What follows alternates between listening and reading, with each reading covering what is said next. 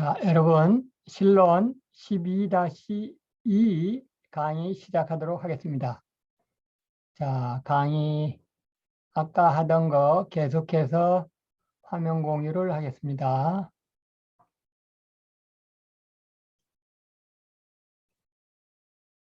자, 창조의 계획과 목적. 하나님께서 창조를 계획하시고 예정하셨죠.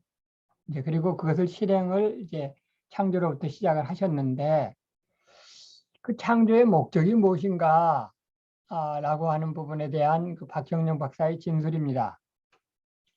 박경영 박사의 입장은 여기 두 번째 있는 밑에 있는 하나님의 영광 선포론이에요. 하나님께서 창조를 하신 목적은 하나님의 영광을 선포하시기 위해서이다 라고 하는 것이 우리 믿는 사람들이 성경을 잘 모든 구절들을 분석하고서 내놓은 결론입니다.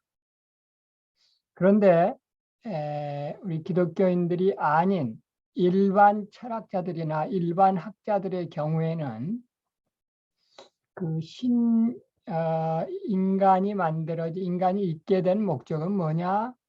또는 신을 인정한다고 하더라도 그 신이 인간을 만든 목적이 무엇인가? 라고 할 때 그 인간의 행복을 그 목적으로 두는 경우가 어느 정도 공통적이에요.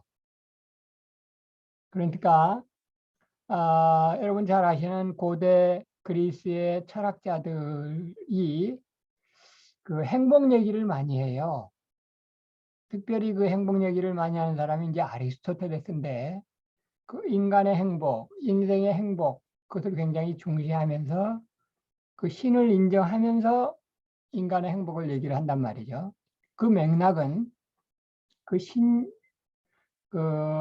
신이 인간을 창조한, 조성한 조물주의 그 바램은 뭐냐면 인간의 행복이다 라는 그런 그 전제에서 고대 그리스 철학이 전개된다. 이렇게 볼 수 있어요. 사람의 행복을 창조의 궁극적 목적으로 보는 겁니다. 그래서 그 이유를, 왜냐하면 여기 이제 하나님께서는 그랬는데, 이제 그 고대 철학자들의 입장에서는 그냥 하나님이라기보다는 신. 왜냐하면 신은 자기 충족적이시다. 그래서 자신을 창조의 목적으로 삼으실 수 없기 때문에 그 자신이 아닌 사람의 행복을 창조의 궁극적 목적으로 본다. 라고 하는 것이 이제 그리스 철학자들의 입장이고, 고대 그리스 철학자들뿐만이 아니라 16세기의 그 인문주의자들도 어느 정도 이 맥락이에요. 그러니까 16세기라고 하면 루터가 종교개혁을 일으켰던 해가 1517년이니까 그때가 16세기인데 그때 루터가 활동하던 당시에 그 16세기 인문주의, 예를 들면 그 에라스무스 같은 사람들의 글을 쭉 봐도 그 인간의 행복을 굉장히 중시하고 신이 그 인간의 행복을 거의 최종 목적으로 삼는 것으로 그렇게 묘사를 하고 있단 말이에요. 18세기의 이성주의, 그리고 칸트, 슐라이어마, 리철, 이 세 사람은 다 기독교인들이죠. 칸트도 신실한 기독교인이고 슐라이어마는 명세기 신학자이고 독일 신학의 그 자유주의 신학의 아버지 역할이니까 리철도 그 독일에서 알아주는 신학자인데 기독교인이란 말이에요. 이 세 사람은 기독교인이지만 그들의 그 전개에도, 그들의 그 철학 전개에도 또는 신학 전개에도 인간의 행복을 굉장히 중시하는 그런 그 인문주의, 이성주의의 맥이 연장선에 있다고 볼 수 있어요. 그러나 성경을 잘 보면 그게 아니다. 사람이 하나님을 위해 존재하는 것이고 하나님께서 사람을 위해 존재하시는 것은 아니다. 그러므로 인생 행복론은 사실과 불합하다. 사실과 맞지 않다. 그건 인간이 스스로 생각해서 인간이 인간 위주로 생각을 할 때 인생 행복론이라는 그 창조의 목적을 꺼내게 되는 것이지, 성경을 잘 살펴보면, 성경이 진리인데 성경을 잘 살펴보면 하나님께서 인간의 행복을 위해서 인간을 만드신 건 아니다. 그렇다고 해서 하나님께서 인간이 불행하길 바라시는 건 물론 아니지만 하나님의 그 최종 목적이 인간의 행복이 아니다. 그것을 단적으로 알 수 있는 것이 이사야서 43장 21절이잖아요. 이 백성은 내가 나를 위하여 지었다. 인간들 스스로 잘 먹고 잘 살라고 인간을 만든 것이 아니라 나를 위하여 지었다. 참, 그 인간이라고 하면은 인간들끼리는 그런 식으로 얘기를 하면 좀 뭐라고 표현하나요? 좀 그 남사스럽기도 하고 좀 반발심이 생길 수도 있어요. 그러나 인간은 그렇지만 하나님께서는 진짜 창조주이신 하나님께서는 자신이 자신을 위해서 인간을 만드셨다는 사실을 숨기지 않으세요. 그걸 구태여 숨기지 않고 말씀하신다고요. 이 백성은 내가 나를 위하여 지었다. 곧 나의 찬송을 부르게 하려 함이니라. 나의 찬송을 부르게. 그래서 나오는 것이 하나님의 영광 선포론이죠. 하나님의 영광 선포론. 그래서 나의 찬송을 부르는 거예요. 인간이 나의 찬송을 부르게 하기에 위해서 하나님께서 인간을 만드신 거예요. 자, 그래서 여기서 보면 이제 인생 행복론이 진짜 진리가 아니고, 그 인간이 그 창조를 하신 그 주체가 인간이 아니라 그 신인데, 우리 하나님이신데, 그 하나님의 창조의 목적은 자신의 영광을 선포하시기 위함이다. 이사야서 43, 2일 나의 찬송을 부르게 하려 함이라. 그 부분을, 자, 여기서 보세요. 밑에 하나님께서 영광을 받으시는 게 최종 목적이 아니에요. 여러분 아시겠어요? 하나님께서 영광을 받으시는 게 최종 목적이 아니라고요. 여러분 자칫하면 이걸로 이렇게 여기까지 이해를 하시고 더 이상 그 진짜 그 참 중요한 것을 모르고 그냥 끝나실 수가 있는데, 하나님께서 영광을 받으시는 게 최종 목적이 아니라 우리가 하나님께 영광을 돌리는 것 그것만으로 끝나는 것이 아니고, 그렇게 해서 오직 자신의 영광을 나타내시는 거예요. 하나님께서 영광을 받으시는 게 끝난이 아니고 그렇게 해서 자신의 영광을 드러내시는 것, 그것을 위해서 창조를 하셨단 말이죠. 그래서 이제 웨스트민스터 컨페션 4장 1절에서는 이 부분을 뭐라고 표현하냐면 그 현현이라는 단어를 쓰고 있어요. 현현. 영광, 여기서 끝나는 거예요.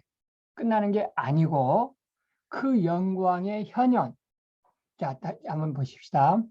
4장 1절입니다. 삼위일체 하나님께서는 자신의 영광의 현현을 위해 창조하시기를 기뻐하셨다. 하나님께서 천지를 만드시고 결국은 고등생물인 인간을 만드신 그 이유는, 그렇게 하시기를 기뻐하신 이유는 자신의 영광의 현현이라는 건 뭐냐면 드러남, 나타나심이에요. 그래서 현현에 해당하는 부분이 자신의 영광을 나타내시기 위해서 창조하셨다. 그래서 아까서 이사야서 43장 21절에 보면 나의 찬송을 부르게 하려 함이라. 인간이 하나님의 영광의 찬송을 부름으로써 하나님께 영광을 돌릴 때 하나님께서는 그것을 나타내시는 거예요. 그래서 여기서는 하나님의 영광 선포라는 말이 있죠. 하나님의 영광론 이렇게 끝나지 않고 여기서는 인생 행복론인데 하나님의 영광론, 창조의 목적이 하나님의 영광론 이렇게 끝나는 것이 아니라 그것을 선포하고 드러내시고 나타내시고 하나님 자신의 영광을 현현하는 것, 이게 창조의 목적이다 라고 하는 거 여러분 잘 아시면 좋겠습니다.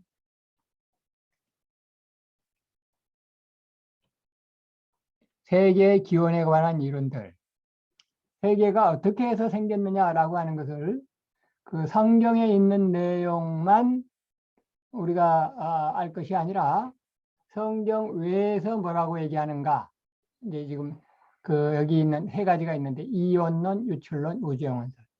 그러니까 이 세 가지는 다 성경 이외의 세계의 기원에 대해서 설명하는 그 사람들의 이론입니다. 그러나 이 세 가지에 대해서 성경은 다 아니라고 얘기를 하고 이원론도 아니고 유출론도 아니고 우주영혼설도 아니고 뭐냐면 창조설이다. 세계의 기원은 창조. 누구의 창조? 하나님이. 하나님이 천지를 창조하시니라. 그래서 창조론이 성경의 답이고 그게 진리란 말이죠.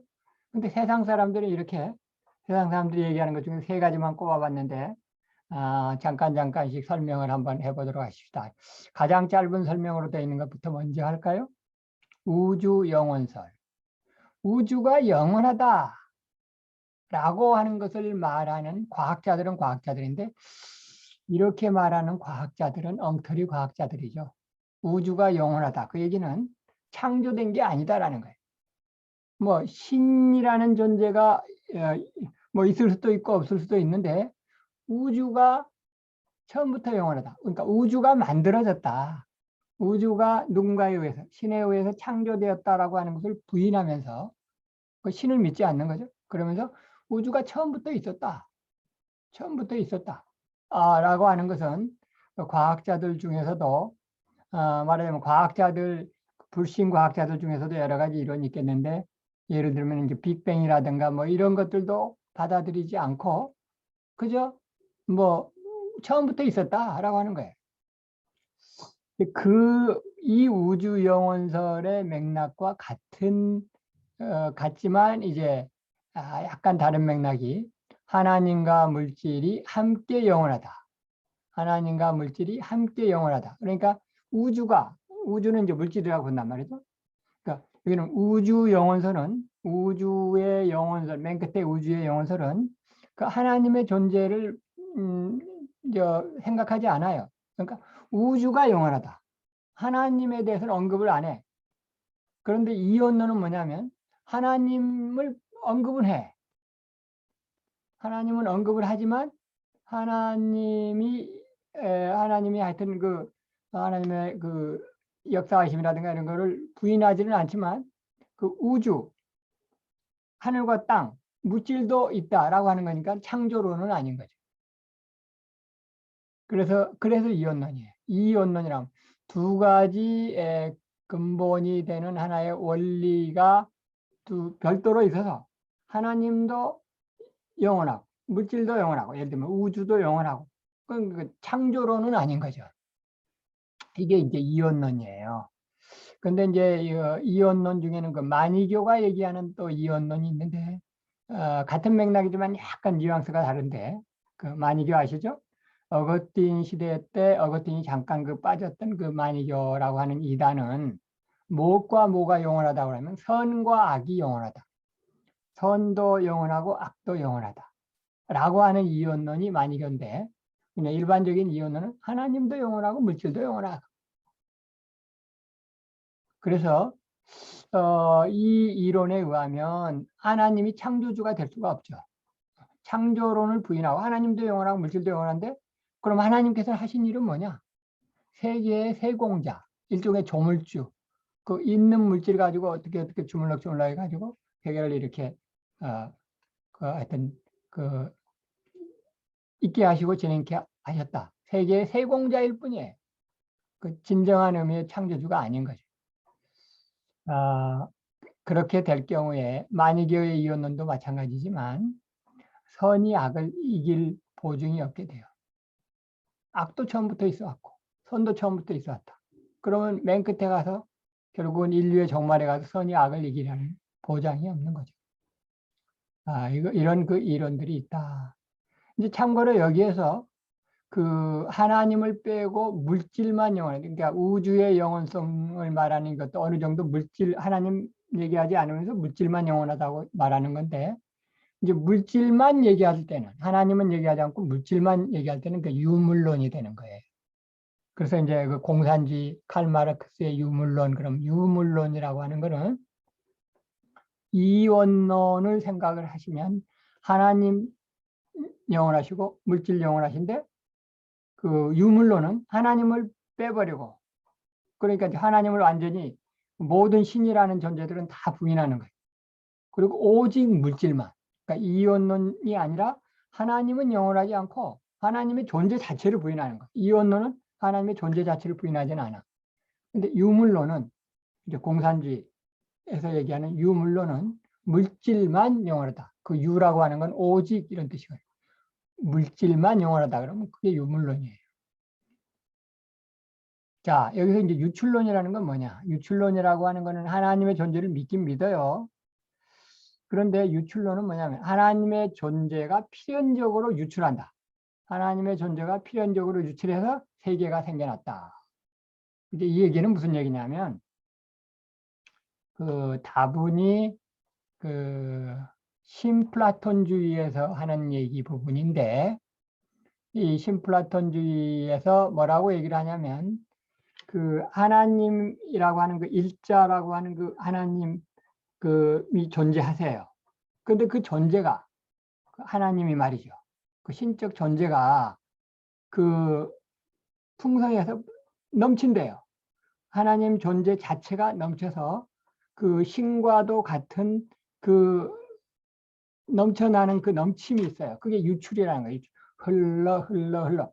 하나님의 존재하시는 그 존재가 흘러 넘쳐서 그 뭐 누스면 누스, 그 다음에 또 푸시케면 푸시케. 그래 가지고 그 이 세계가 생겨났다.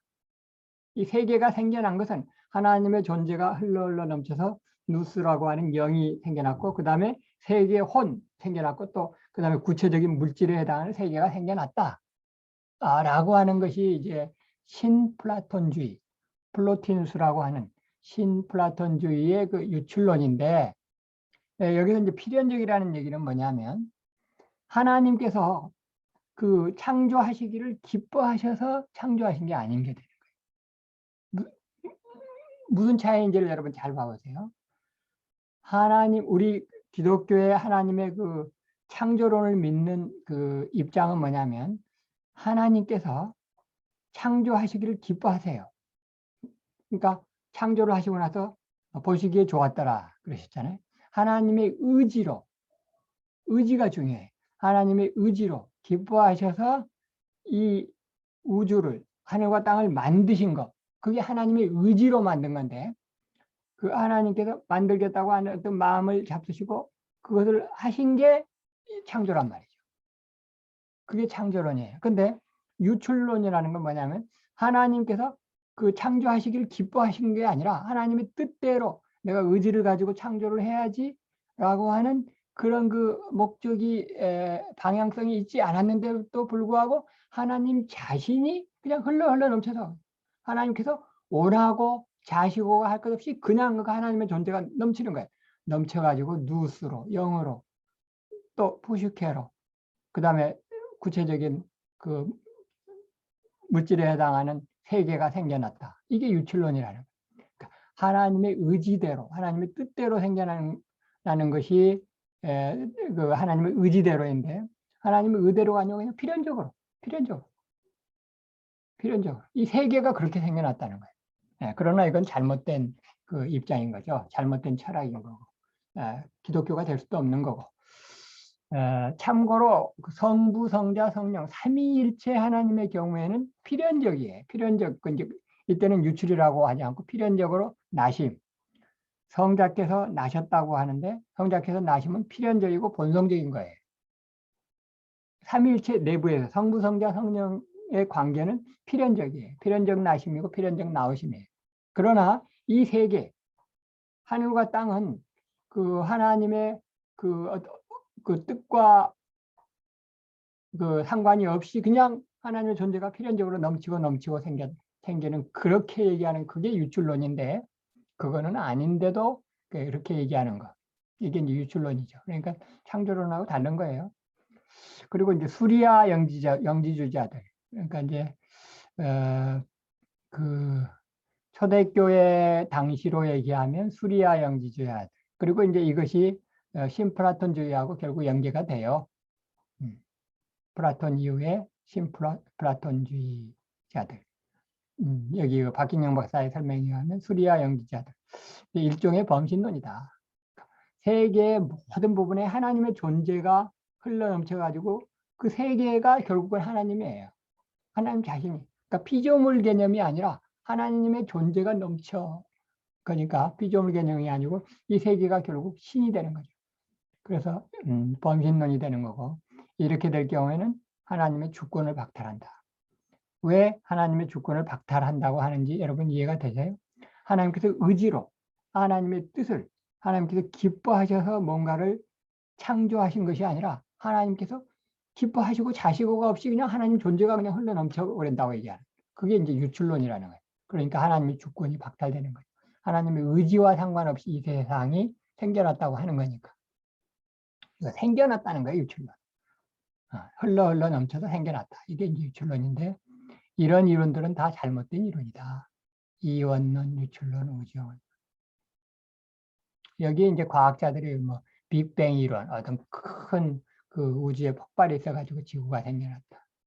그건 뭐 이제 그 과학자들 중에서 하는 얘기인데, 그런 얘기들을 과학자들 스스로가 서로 반박하고, 뭐 그건 뭐 옳은 이론이 아니다라고 하는 거니까 우리가 그런 이론들까지 여기에서 얘기할 필요는 없을 것 같습니다.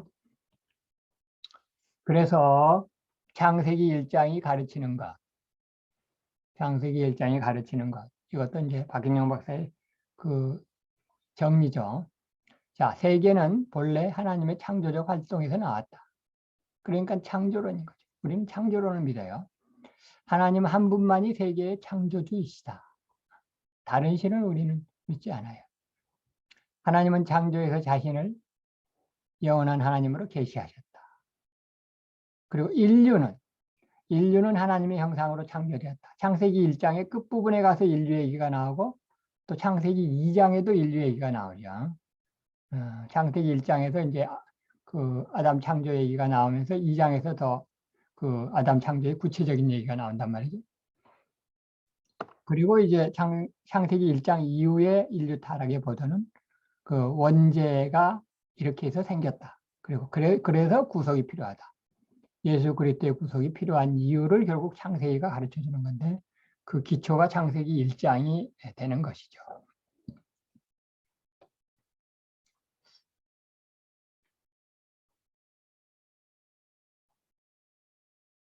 자, 창조보도의 기원, 창조보도의 기원. 이 PPT는 그렇게 길게 얘기하지 않겠습니다. 그러니까 그 일반 과학자들 말고 세상 사람들 사이에, 특별히 그 고대 바벨론, 헬라 이런 그 고대 근동에 그 우주가 만들어졌다고 하는, 우주가 만들어졌을 때를 내용으로 한 여러 가지 신화적인 얘기, 여러 가지 기술들이 많이 있는데, 그 중에 보면 그 바벨론 사람들의 창조 설화가 언뜻 보면 성경과 좀 비슷한 내용이 있는가라고 하는 그런 의아심을 가질 정도로 성경과 비슷한 부분이 있는 건 사실이다 라고 하는 그 부분을 좀 말씀을 드리도록 할게요. 자, 이것들 중 바벨론 사람의 창조 설화가 성경의 것과 유사한 점이 있어 신학자들의 관심 대상이 되기도 한다. 비슷한 점이 있는 건 사실이에요. 그러나 그걸 가지고서 결론을 내릴 때, 이거 비슷한 점이 있으니까 결국은 세계 어디든지 가도 창조에 대한 비슷한 얘기가 있는 걸 보니까 성경에 있는 창조론도 이 세계에 있는 여러 그 창조에 대한 그 어떤 설명하고 그 중에 하나로구나. 그 중에 하나니까 그 성경에 있는 내용만이 진리라고 꼭 얘기하기는 뭐 좀 그 단정 지을 수 없겠구나라고 얘기를 하면, 그거는 성경의 절대적인 진리를 제대로 믿지 않는 거예요. 그러니까 그 부분을 조심하라. 여러 가지 신통 계보학이 있기는 있지만, 그러나 그런 것들이 창세기에서 설명해 주는 창조론과 같은 중요성을 갖는 건 아니다. 라고 하는 것을 설명하고 있는 맥락입니다. 가령 그 중에는 바벨론 사람들은 다신교 과학적인 그 맥락을 가진데 거기에서 최고신 말뚝이라고 하는 신이 원시적 용인 티아마트를 극복하고 창조주가 되었다는 그런 뭐 그 설화도 있는데 여기서 희한하게 이제 티아마트가 창세기 1장에서 땅이 혼돈하고 공허하며 흑암이 깊음 위에 있고라고 할 때 그 땅이 혼돈하고 혼돈 있잖아요. 혼돈. 그 혼돈이라는 단어에 해당하는 용어가 그 티아마트인데 그 티아마트가 원시적인 용, 그 바벨론 사람의 창조설화에서 그들이 얘기하는 그 최고신 말뚝이 티아마트를 극복했는데 그 티아마트가 원시적인 용이에요, 용. 그래서 그 용을 극복했는데 그 티아마트가 결국 혼돈이다. 그래서 창세기의 설화와 그 바벨론 사람의 설화가 이 같은 맥락이 아니냐라고 하면서 이제 흥미를 가지는 것 그럴 수는 있는데 그러나 이거는 거의 신화적이다. 그런 얘기들이 있다고 해서 우리 성경의 내용이 그런 설화들하고 같은 비중을 갖는 건 아니다. 그 사람들의 보도는 다 신화적이에요. 근대 과학의 결론들과 비견할 만한 가치가 전혀 없다. 오히려 그 과학적인 결론들보다 더 못하는 내용이다. 그러나 성경에 있는 내용은 과학보다도 더 뛰어나고 과학과 모순되지 않고 과학 이상의 내용이 진리가 성경에 있다. 그런 내용을 말씀을 드립니다. 각날의 사역, 그래서 창세기 1장에 나오는 사역의 내용을 보면 그 한마디로 한 그 그림으로 이렇게 5단계로 화살표로 그 전진해 나가는 그런 그 모양을 가진다고 볼 수 있어요. 처음에는 공무, 땅이 혼돈하고 공허하며 흑암이 깊음 위에 있고 그때 그 공무하는 상황에서 하나님의 신이 수면 위에 운행하셨단 말이죠. 처음에는 공무의 순간이었는데 그 다음에 점점 존재가 드러나죠. 빛이 있으라 할 때 빛이 있게 되고 또 뭐가 있게 되고 뭐가 있게 되고 그 존재에다가 질서를 부여하세요. 네, 질서. 창세기 1장의 그 어떤 그 전체적인 창조의 순서의 그 사역들의 그 순서가 질서를 갖게 되고 그리고 나서 이제 생명이 있게 되는 거죠. 생명이 있게 되고 이제 작은 생명 뭐죠? 물속에 있는 생물, 또 땅에 있는 생물, 공중에 나는 생명 그렇게 창조가 됐다가 다만 이제 그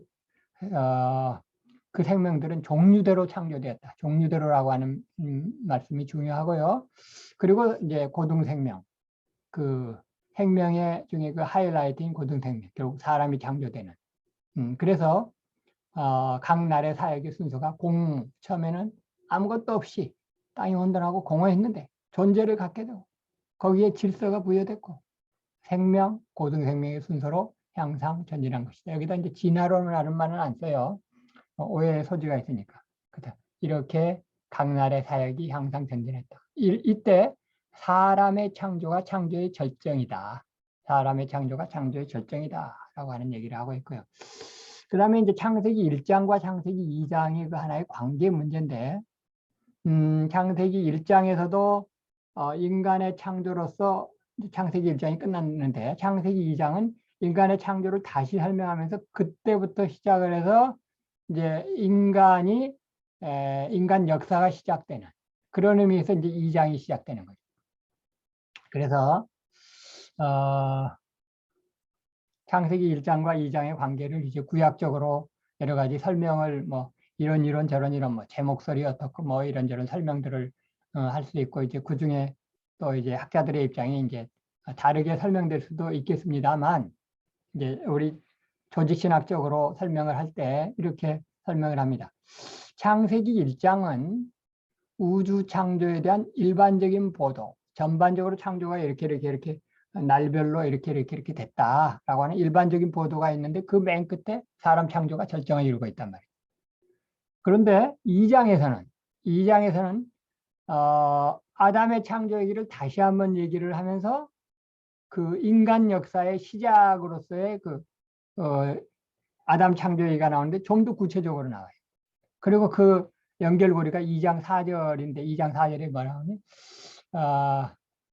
그 여호와라는 이름이 등장을 하면서 2장 3절까지는 여호와라는 이름이 나오지 않고 그냥 그 하나님, 히브리어로 얘기하면 엘로힘께서 그렇게 창조하셨다라는 얘기를 하다가 2장 4절에서 이제 인간의 얘기로 더 구체적으로 나오면서 그 여호와 하나님, 그 하나님의 이름이 여호와 하나님이신데 여호와 하나님께서 태초에 인간을 창조하실 때 대략이 이러하다라고 하면서 좀 더 이제 구체적인 얘기가 좀 나오죠. 그래서 이 장에서는 사람의 조성과 그 환경의 특수한 보도가 뒤따라온다. 뒤따라온다. 그래서 이 두 보도는 창세기 1장과 2장의 보도는 모순인되는 것이 아니라 상호 보충적이고 창세기 2장의 그 인간 창조 부분이 독립한 별도의 설화가 아니다. 라고 하는 거예요. 그래서 이제 A.H. 스트롱이라고 하는 침례교 교수는 이렇게 표현을 하죠. 창세기 1장은 하나님의 일반적 사역의 결정으로서 사람 창조를 다루고 있고 2장은 사람 창조를 인간 역사의 시작으로 해서 상세하게 묘사한다.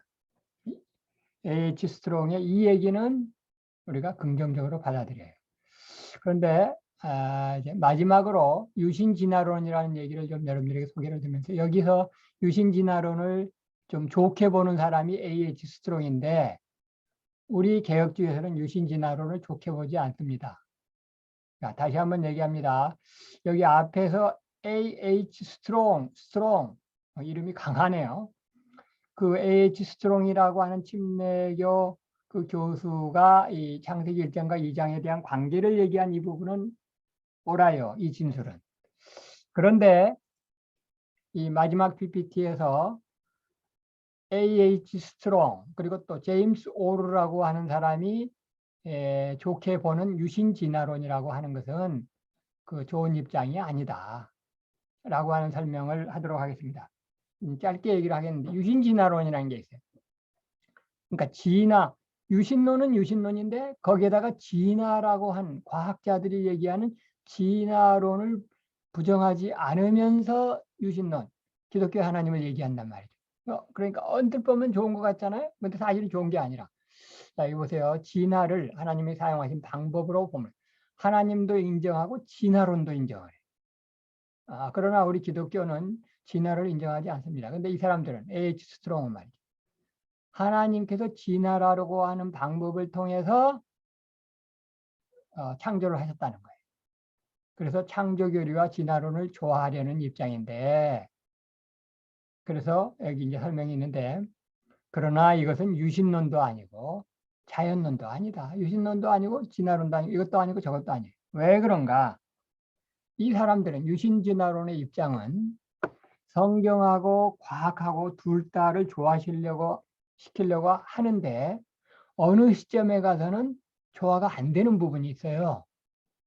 과학과 성경이 딱 그 조화가 안 되는 부분이 있어요. 그럴 때 유신진화론은 어느 쪽을 선택하냐면 성경을 선택하지 않고 과학이 옳다라고 하는 입장이 유신진화론이에요. 그러니까 유신진화론의 최종적인 결론은 뭐냐면 뭐 하나님도 얘기하고 현대 과학도 인정하는 것 같으니까 좋아 보이는데 결정적인 시점에 가서는 성경하고 과학이 틀리는 부분이 있으면 이거는 성경이 틀렸다. 현대 과학이 옳고 성경이 틀렸다. 성경이 틀렸다고 얘기하니까 뭐예요? 성경 유오. 성경에 오류가 있음을 인정하는 성경 무오가 아니라 성경 유오의 입장이 유신진화론이에요. 그러니까 침례교가 어떤 부분은 개혁주의적인 부분도 있는데 성경 유오를 그 인정하는 사람들도 적지 않게 있어요. 그래서 그 유신진화론은 조심해야 될 입장인 것뿐만이 아니고 어떻게 보면 오히려 일반 무신론보다도 더 위험한 그런 그 학술 이론이 유신진화론이다. 이렇게 말할 수 있어요. 그렇지 않겠어요? 무신론은 차라리 위험하진 않아요. 그런데 유신진화론이라고 하면 하나님에 대해서 얘기를 하는 척하면서 하나님을 믿는 것 같은데 사실은 성경에 오류가 있다고 얘기를 하는 거니까 더 위험하죠. 더 위험해. 그래서 하나님을 단지 어떤 기관들 사이에 빈틈을 메우기 위해서만 모셔오는 위험한 사상이 유신진화론이다. 여러분 아셨죠? 유신진화론은 결코 좋은 입장이 아니다. 오히려 더 위험한 입장이다. 라고 하는 거 여러분들이 꼭 잊지 마시고 염두에 두시기를 바라겠습니다. 자, 그러면 오늘 또 여러분들 수고 많으셨습니다. 다음 주에 보도록 하겠습니다.